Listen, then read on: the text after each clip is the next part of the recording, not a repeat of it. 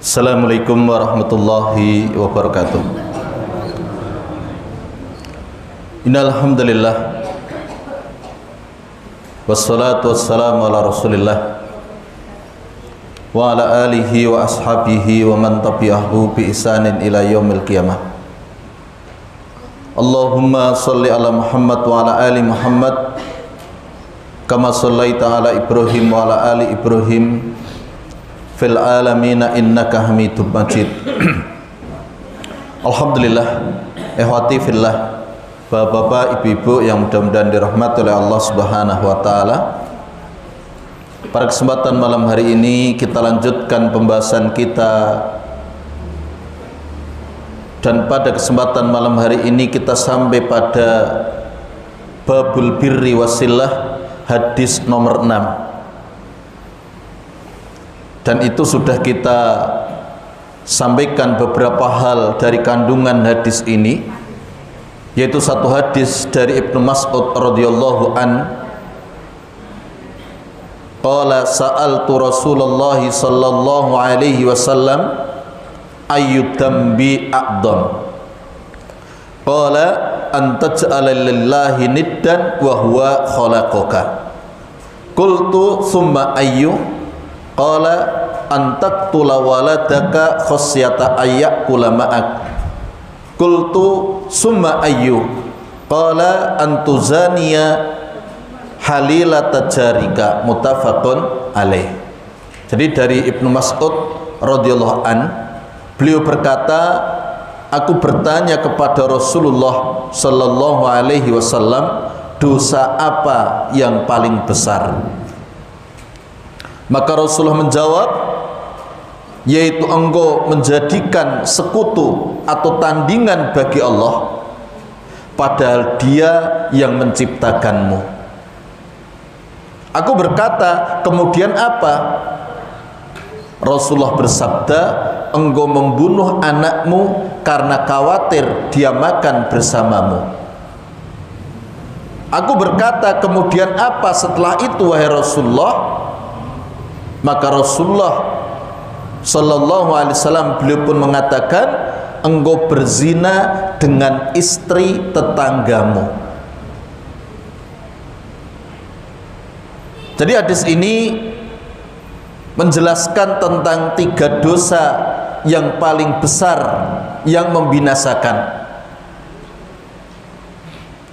Diawali dengan dosa pertama, yaitu berbuat syirik.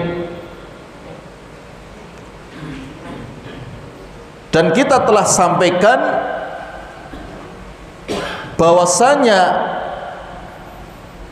syirkul akbar ini akan mendatangkan banyak musibah yang sudah kita jelaskan. Yang pertama, bahwa syirkul akbar itu dapat menggugurkan seluruh amalan yang telah dikerjakan oleh pelakunya. Jadi ketika seseorang berbuat syirik besar, bagaimana amalan-amalan yang dia kerjakan itu akan sirna, akan gugur.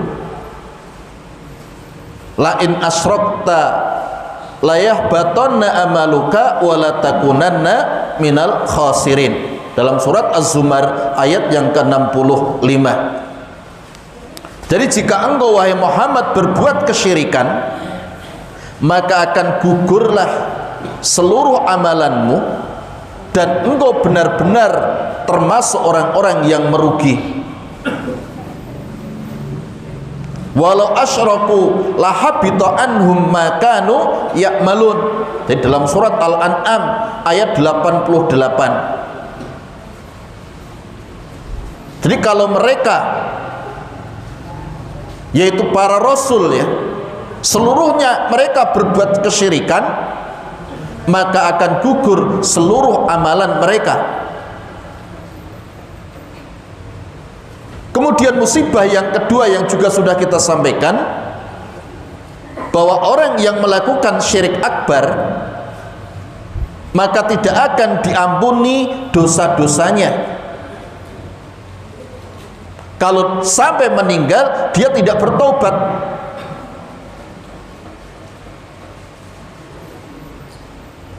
Jadi kalau seseorang yang dia meninggal dunia dalam kondisi melakukan dosa besar seperti mencuri, berzina dan lain sebagainya, waliyadzubillah, itu masih ada kemungkinan untuk dimaafkan oleh Allah Subhanahu wa ta'ala di akhirat.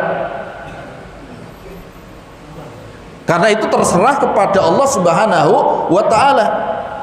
Tapi ketika seseorang meninggal dunia dalam kondisi dia belum bertobat dari perbuatan syirik, maksudnya syirik besar, maka Allah telah menyatakan bagaimana dia tidak akan mengampuninya.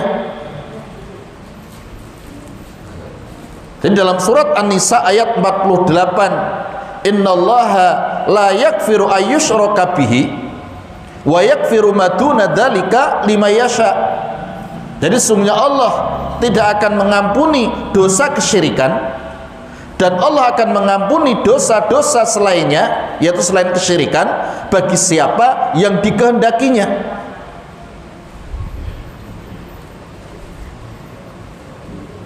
Sehingga seandainya dosa syirik itu diampuni, maka Abu Thalib paman Rasulullah Sallallahu Alaihi Wasallam itu lebih berhak untuk diampuni.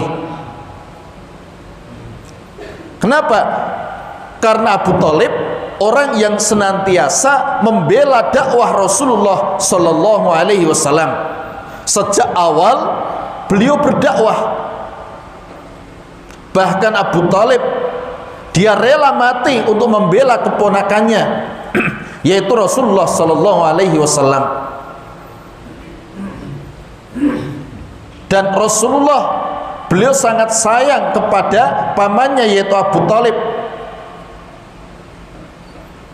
Sehingga bagaimana Rasulullah senantiasa menasihatinya, senantiasa mengajaknya, mendakwahinya dengan mengatakan, qul ya ammi la ilaha illallah kalimatan uhajju laka biha indallah. Wahai pamanku, ucapkan la ilaha illallah, satu kalimat yang aku akan membela terhadap dirimu di akhirat kelak. Akan tetapi bagaimana Abu Thalib dia enggan untuk mengucapkan la ilaha illallah. Dia tetap berada di atas kesyirikan sampai meninggal tidak tobat, sehingga dia meninggal dalam keadaan syirik. Sehingga ketika Rasulullah ingin memohonkan ampunan bagi pamannya, Allah tegur dengan diturunkannya surat At-Taubah ayat 113.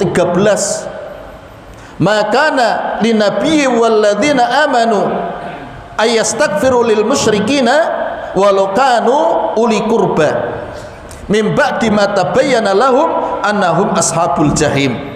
Jadi tidak selayaknya bagi Nabi dan orang-orang yang beriman memohonkan ampun bagi mereka orang-orang musyrik, walaupun mereka adalah karib kerabat, setelah jelas-jelas mereka adalah penghuni neraka jahanam. Jadi kita bisa saksikan, kita bisa lihat, meskipun jasa Abu Thalib sedemikian besar terhadap Islam, namun Allah tidak memberikan ampunan kepadanya. Itu Abu Thalib, orang yang sangat disayangi, dicintai oleh Rasulullah Sallallahu Alaihi Wasallam. Walaupun Rasulullah bisa memberikan syafaatnya secara khusus, tetapi syafaat itu tidak bisa mengeluarkan dia dari jahanam. Sehingga Abu Thalib disiksa dengan siksa yang paling ringan di neraka, yaitu doh minan nar yaghli dimaghuhu. Kakinya menginjak, otaknya mendidih. Ini bagi Abu Thalib. Sehingga ketika seseorang dia meninggal dunia dalam keadaan masih berbuat syirik, belum bertobat, maka bagaimana Allah Subhanahu wa taala tidak akan mengampuni dosa-dosanya.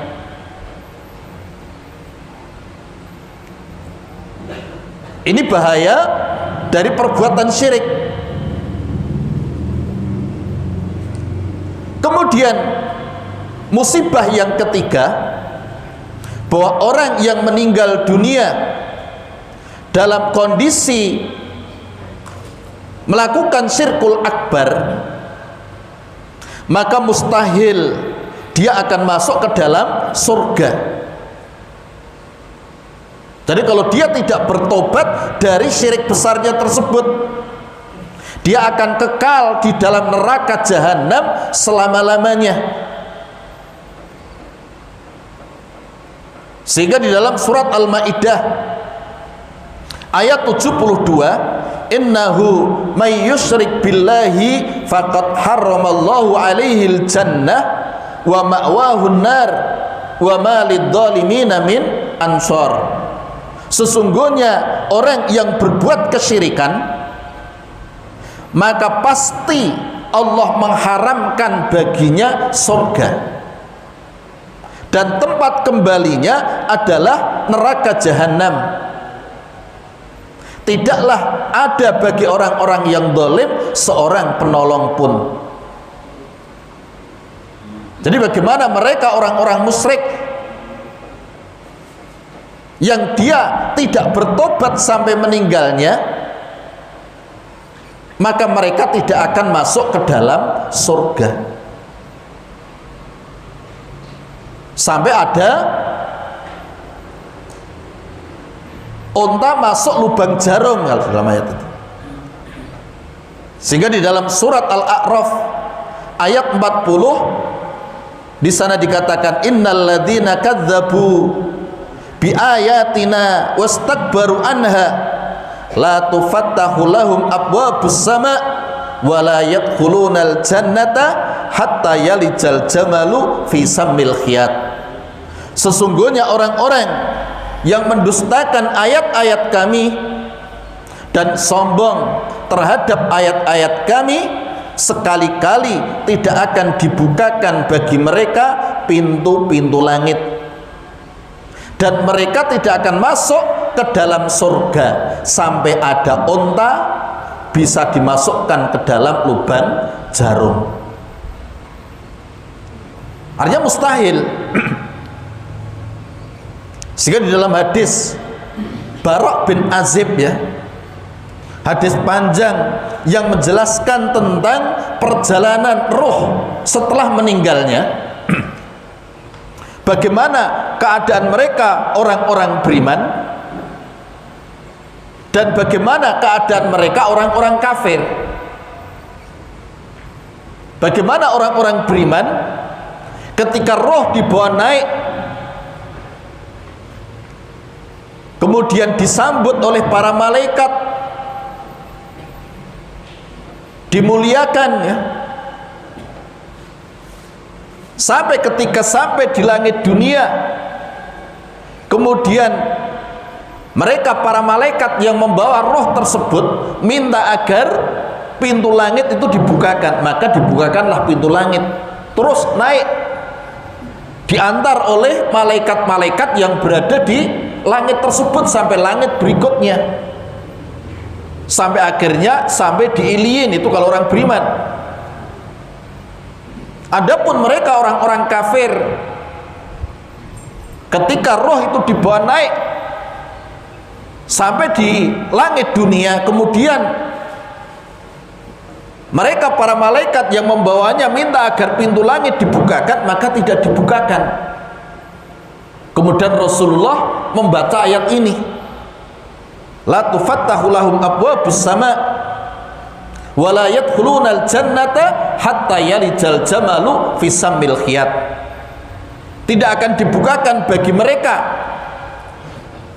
pintu langit dan tidak akan dibuahkan pula, tidak akan dimasukkan mereka ke dalam surga sampai ada unta masuk lubang jarum.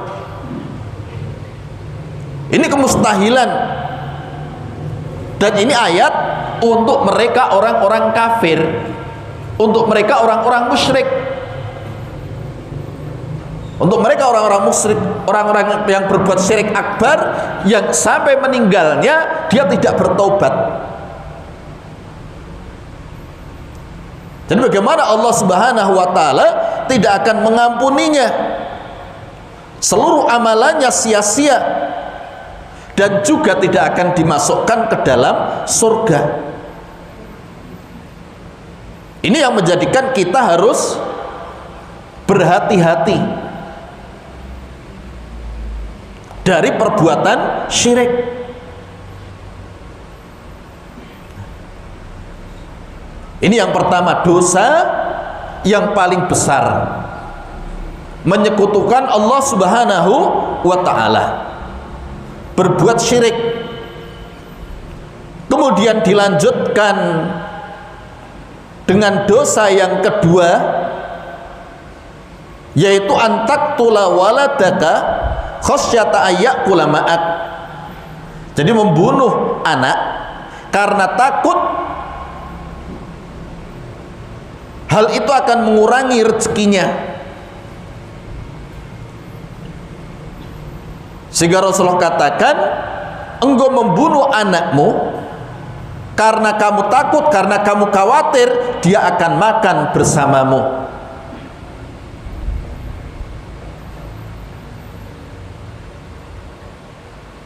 Jadi ketika memiliki anak banyak, takut tentang rezekinya ya.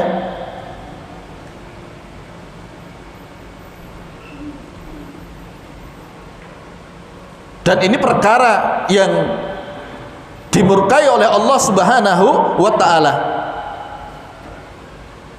Jadi perkara tentang darah seorang mukmin itu perkara yang besar di sisi Allah Subhanahu wa ta'ala. Menumpahkan darah, membunuh, ini merupakan satu perkara yang sangat besar. Sehingga bagaimana Rasulullah banyak mengingatkan di dalam hadis-hadisnya tentang bahaya membunuh orang lain.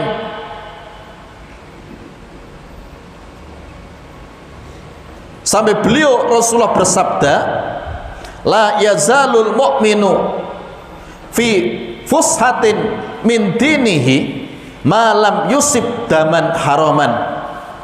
Jadi seorang mukmin senantiasa berada dalam kelapangan dalam agamanya selama dia tidak menumpahkan darah yang haram.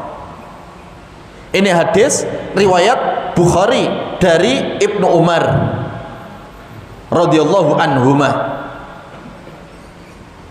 Artinya ketika seorang muslim itu sudah menumpahkan darah yang haram, maka dia akan merasakan kesempitan di dalam agamanya.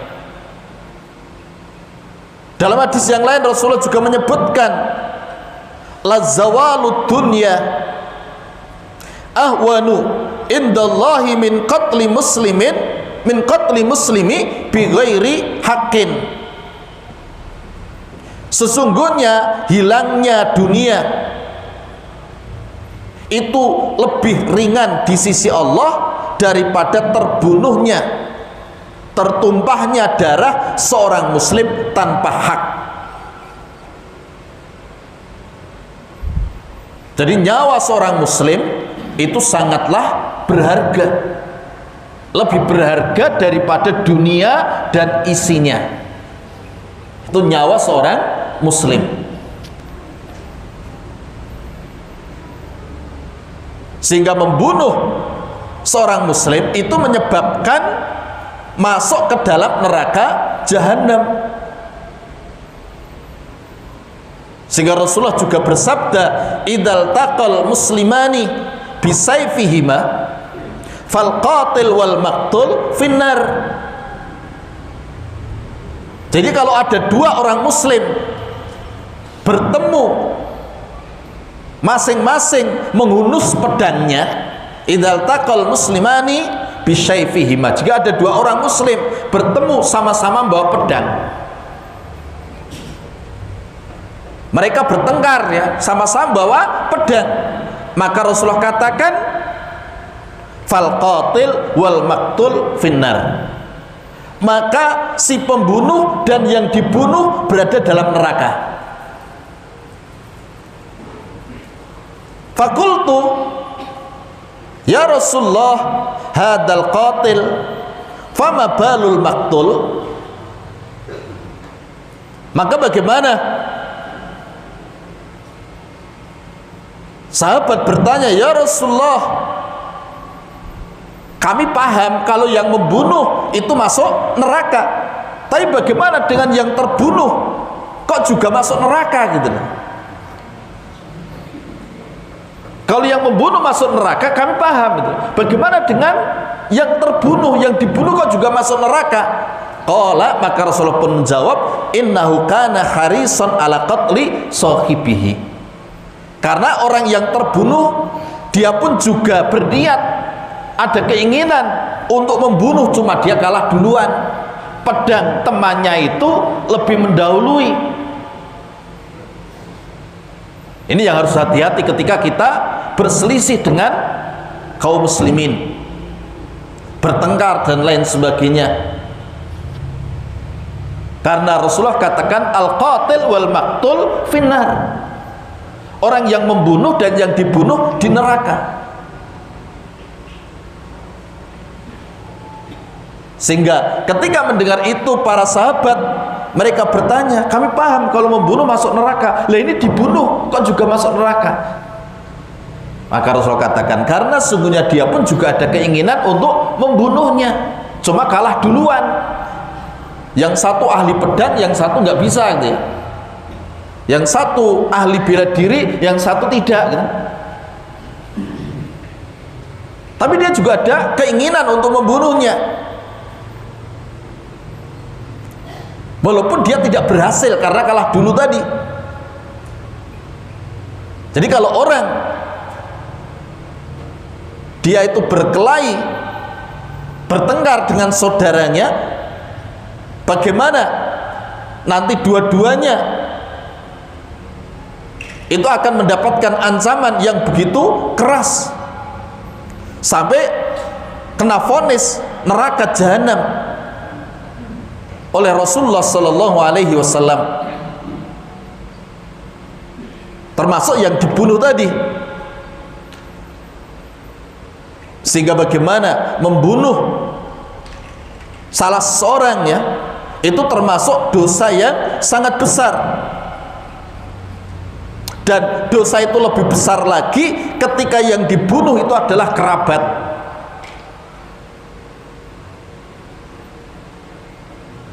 Karena kita tahu sama-sama berbuat buruk, ketika itu ditujukan kepada orang yang lebih dekat, maka dosanya lebih besar. Sama-sama bunuh misalnya, maka membunuh kerabat itu lebih besar dosanya, karena yang diperintahkan itu menyambung silaturahim. Tetapi bagaimana dia memutus, bahkan membunuhnya ini, ketika ada hubungan kekerabatan. Kita sudah sampaikan di awal-awal mukadimah dari kitab ini,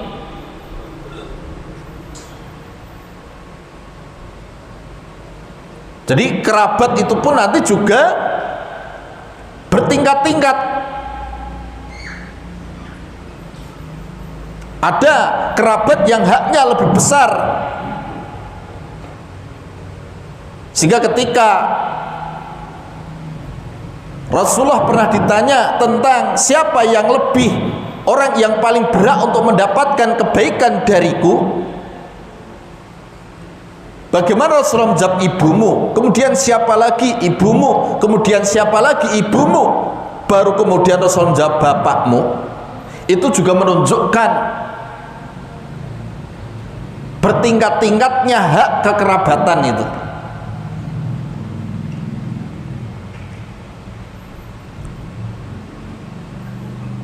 termasuk dalam berbuat buruk tadi.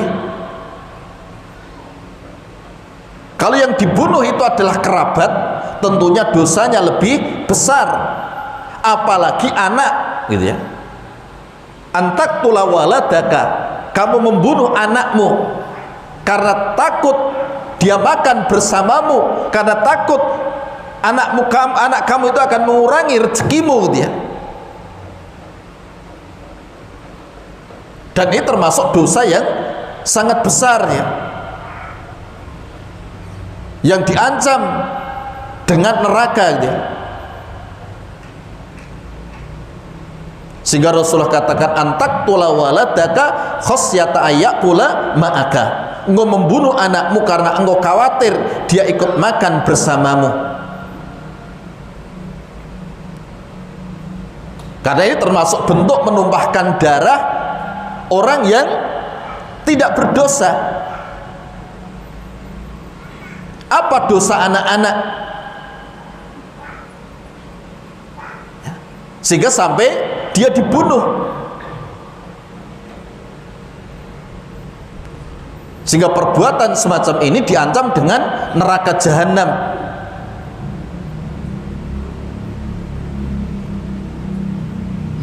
Jika dia bersalah saja, ya, bersalah, ya, maka hal itu dilarang untuk dibunuh, ya, kecuali sesuai dengan haknya, gitu ya. Yang itu nanti dijelaskan di dalam hadis. Pembunuhan yang diperbolehkan itu karena misalnya karena kisos nanti, karena dia membunuh orang maka dia pun dibunuh. Tapi ketika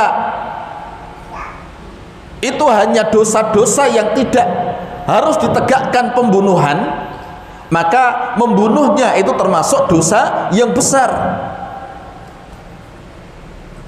Walaupun dia punya kesalahan, tapi kesalahannya itu tidak sampai menjatuhkan dia harus dihukum bunuh. Karena nanti yang boleh untuk dibunuh tadi seperti karena dia membunuh orang, karena dia murtad, itu juga boleh untuk dibunuh. Dan itu pun nanti yang membunuh itu bukan setiap orang boleh membunuhnya. Nanti ada lembaga tersendiri yang melakukannya. Orang yang berbuat zina misalnya,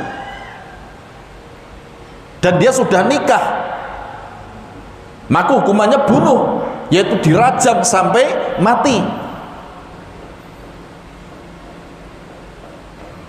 Dan itu sekali lagi dilakukan oleh lembaga khusus, bukan orang per orang melakukannya. Kalau itu dilakukan oleh orang per orang, nanti yang terjadi adalah peperangan.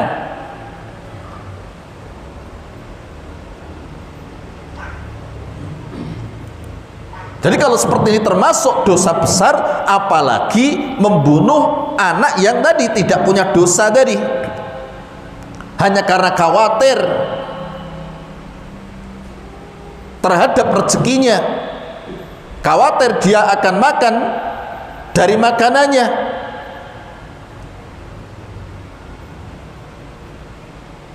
Artinya dia punya alasan membunuhnya itu karena beban ekonomi orang tua. Dan punya prasangka seperti itu termasuk satu keburukan, termasuk suudzon, berburuk sangka kepada Allah Subhanahu wa ta'ala. Seolah-olah dia berpikiran bahwa Allah tidak mampu memberikan rezeki kepada makhluk ciptaannya, padahal setiap apa yang Allah ciptakan pasti Allah tanggung rezekinya. Jadi semua apa yang Allah ciptakan, Allah bertanggung jawab terhadap rezekinya. Sehingga Allah Subhanahu wa ta'ala di dalam surat Al-Isra ayat 31, di sana disebutkan wala taqtulu auladakum khasyata imlaq nahnu narzuquhum wa iyyakum inna qatlahum kana khit'an kabira, dan janganlah kalian membunuh anak-anak kalian karena khawatir kemiskinan. Kamilah yang akan memberi rezeki kepada mereka dan kepada kalian. Sesungguhnya membunuh mereka, yaitu anak-anak, adalah dosa yang besar.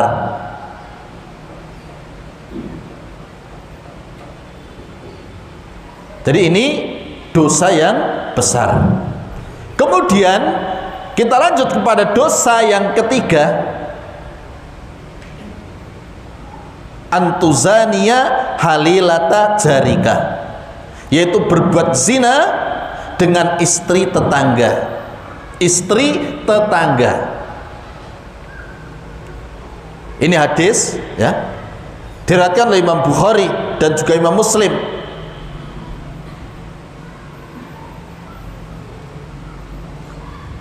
Tetangga yang seharusnya dijaga ya, tetapi justru dia berbuat buruk gitu ya terhadap tetangganya tersebut. Kalau pepatah mengatakan pagar makan tanaman. Jadi ketika seseorang tetangga sedang bepergian, maka seolah-olah apa yang ditinggalkan di rumah itu merupakan amanah bagi tetangganya untuk menjaganya. Jangan sampai mengganggu amanah tersebut. Tetangga yang baik maka dia akan menjaganya. Maka beruntunglah ketika kita memiliki tetangga-tetangga yang baik.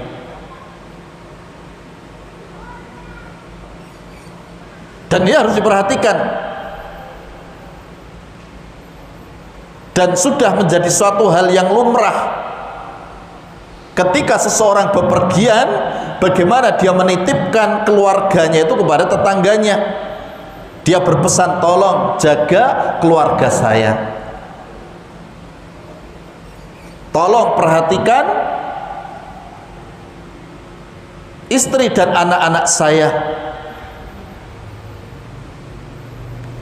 tolong jaga rumah saya, dan ungkapan-ungkapan yang semisal. Dan ketika diberikan amanah seperti itu, seorang tetangga yang baik dia akan berusaha untuk menunaikannya, bukan malah sebaliknya. Ketika tetangga pergi, bagaimana dia berbuat buruk, tidak amanah, dia tidak jaga, justru berbuat jahat, kesempatan gitu ya.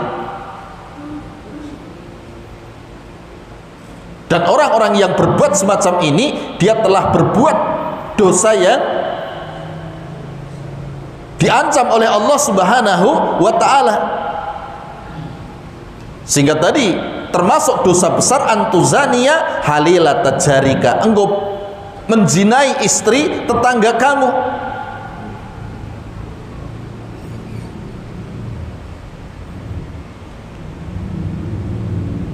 Sehingga bagaimana perbuatan semacam ini termasuk dosa yang diancam oleh Allah Subhanahu wa ta'ala.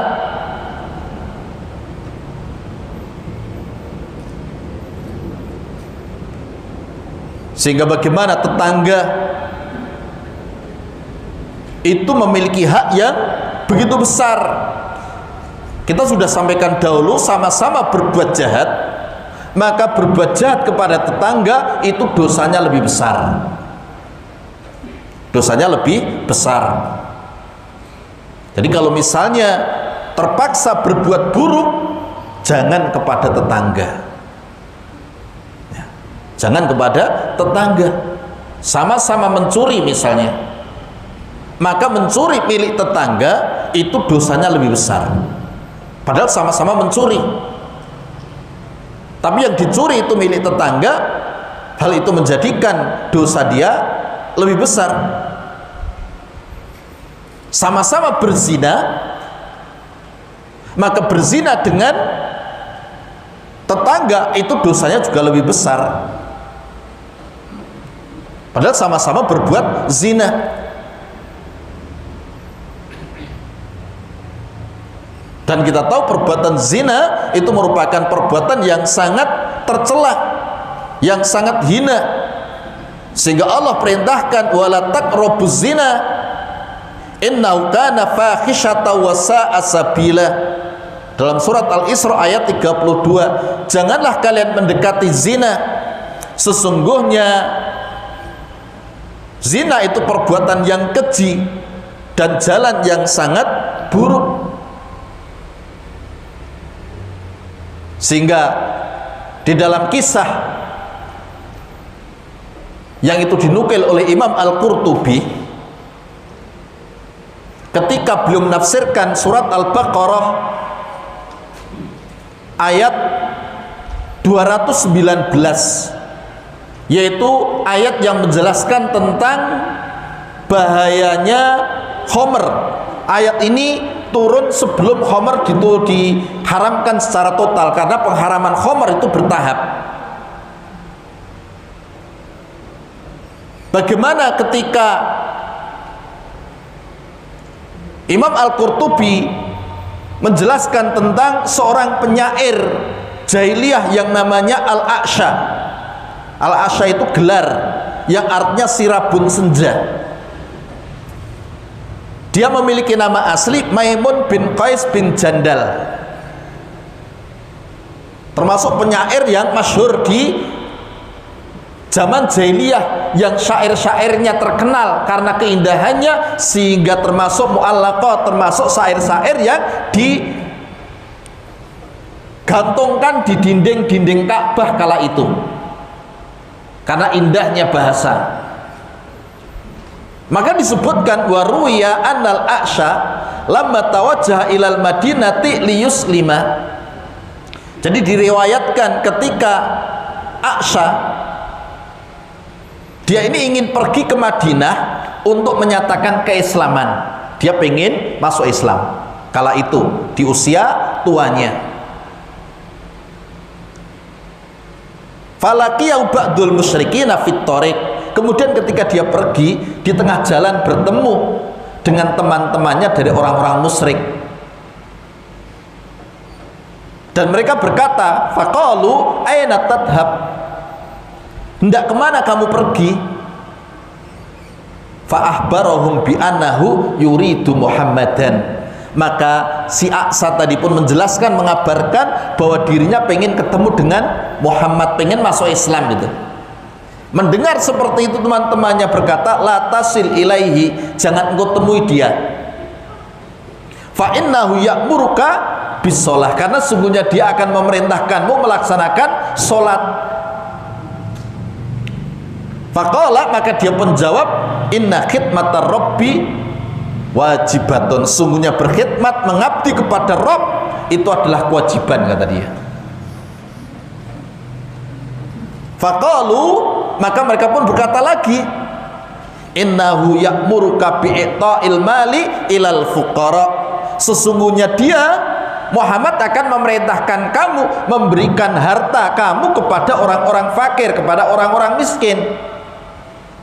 Faqala, maka orang tadi pun menjawab, istina'ul ma'ruf wajibun, berbuat kebaikan itu adalah kewajiban.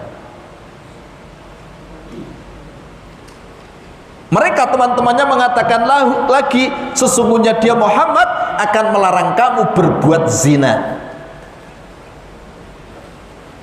Maka mendengar seperti itu dia mengatakan, innahu fahisyun wa qabihun lil akli, sesungguhnya perbuatan zina itu adalah sesuatu yang buruk, sesuatu yang keji, perbuatan keji dan sesuatu yang buruk menurut akal. Nih, jadi dia katakan, dia jawab oleh Al-A'sha yang dia pada waktu itu masih kafir ya, belum Islam, dan memang dia tidak sampai akhir hayatnya tidak masuk Islam, karena nanti dalam kisah itu disebutkan ketika dikatakan sesungguhnya perbuatan zina itu adalah perbuatan keji dan buruk menurut akal. Wa qad syirtu syaikhan, sementara aku sudah tua renta, fala ahtaju ilaihi, aku nggak butuh dengan itu. Kemudian mereka teman-temannya mengatakan lagi, innahu, sesungguhnya dia Muhammad akan melarang kamu dari minum khamr. Innahu yanha ansur bil khamra, sesungguhnya dia Muhammad akan melarang kamu dari minum khamr. Nah, baru ketika mendengar itu dia katakan, fa amma hadza fa inni la asbiru alaihi, adapun ini aku tidak bisa bersabar.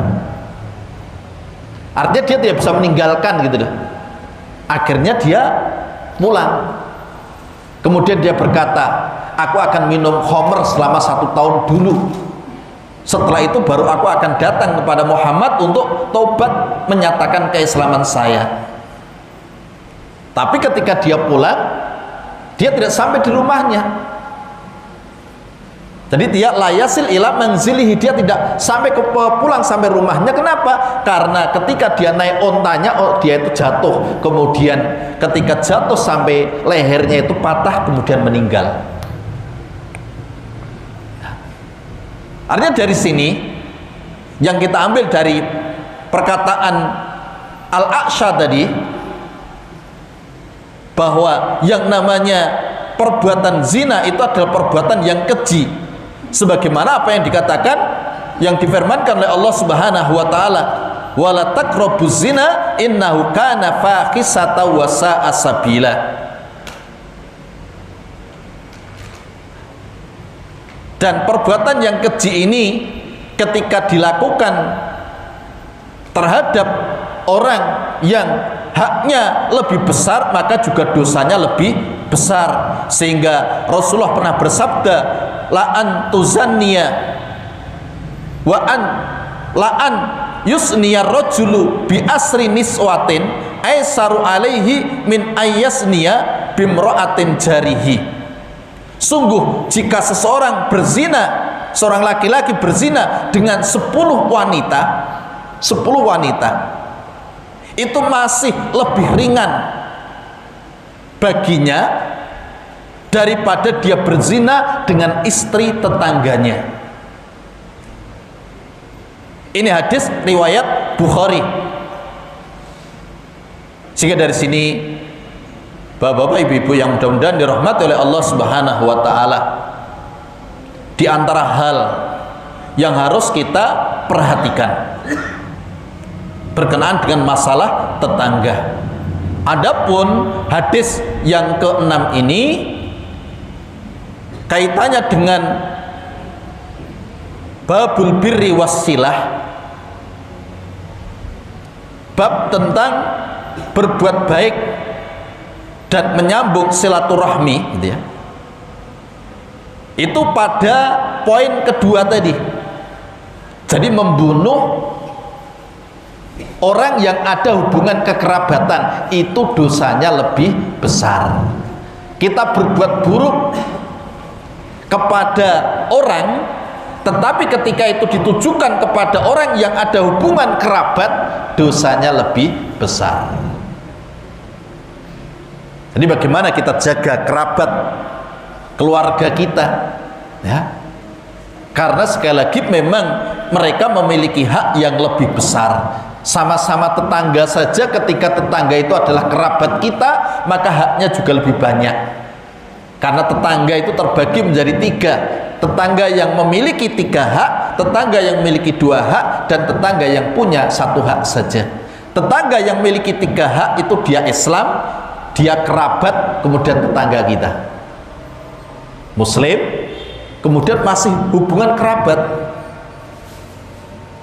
kemudian tetangga. Itu 3. Ini haknya paling besar. Kemudian tetangga yang cuma 2 hak saja, yaitu dia tetangga dan dia Muslim tapi bukan kerabat. Itu cuma 2 haknya. Yang ketiga, tetangga yang punya 1 hak saja, yaitu tetangga tetapi dia kafir. Dia pun masih punya hak, tapi haknya cuma 1. Ya. Seperti diantara haknya dulu sudah kita sampaikan, seperti idza tobahta maraqatan fa aksir ma'aha wa ta'ahad jiranaka. Apabila kamu masak sayuran, perbanyak kuahnya, kemudian bagikan kepada tetangga, maka itu berlaku untuk seluruh tetangga, Muslim ataupun kafir itu. Wallahu a'lam bishawab. Ini yang bisa kita sampaikan pada kesempatan malam hari ini, dan insyaallah kita akan lanjutkan pada hadis yang ke-7 tentang mencaci maki orang tua. Ya, mudah-mudahan kita bisa lanjutkan pada kesempatan-kesempatan yang akan datang. Aku qouli hadza wastaghfirullah li wa lakum wa lisairil muslimina min kulli dhanbin innahu huwal ghafurur rahim. Mari kita tutup majelis kita pada malam hari ini dengan doa kafaratul majlis. Subhanaka Allahumma wa bihamdika asyhadu an la ilaha illa anta astaghfiruka wa atubu ilaik.